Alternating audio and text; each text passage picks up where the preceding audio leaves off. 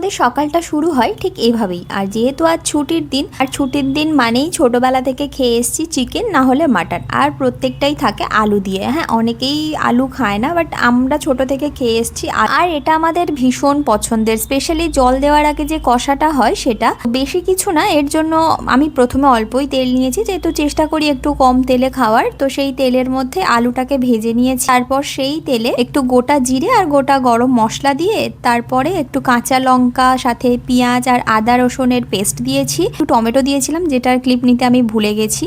চিকেনটা দিয়ে দিয়েছিলাম, দেওয়ার পর বেশ কিছুক্ষণ নাড়াচাড়া করেছি। করার পর বাকি যে মশলাগুলো রয়েছে মানে নুন, হলুদ গুঁড়ো, লঙ্কার গুঁড়ো, জিরে দিয়ে বেশ কিছুক্ষণ নাড়তে থাকি। আর তারপরে একটু গরম মশলা আর একটু চিকেন মশলা দিয়ে আবারও বেশ কিছুক্ষণ নেড়েচেড়ে কষাটা বানাই। অ্যাকচুয়ালি এই খাবারটা বানানোর এই একটাই রিজন, যে কষাটা হয়ে গেলে আমরা বেশ খানিকটা কষা এমনিই খেয়ে ফেলি। অন্যান্য দিন চিকেনের আরও অন্যান্য আইটেমও বানানো হয়, বাট তার মধ্যে এটা আমাদের সবথেকে পছন্দের, এই কষা চিকেনটা।